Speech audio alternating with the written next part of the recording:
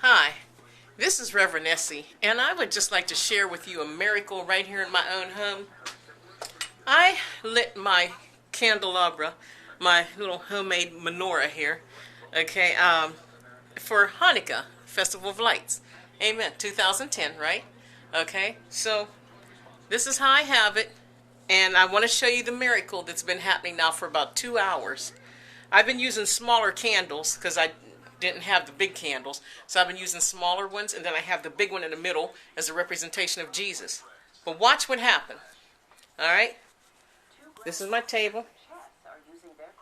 Now I've got the candle, then I have one over here, and you see the big one's on in the middle. If you notice, okay, this one you don't light yet. I'll light that tomorrow, then I'll put the other ones in. Okay, these two have been going. Now this one I'll blow out soon, but this one has been going now for a couple of hours. The other ones are all gone. They're all out, as you can see. This one is still on. This, whatever it is, a blessing from God, has been burning for about, almost about 2 hours now. There is nothing down inside there but a little bit of liquid, as you can see. Something, I don't know what is keeping this candle, or whatever, it was a candle, and it's been burning for about 2 hours.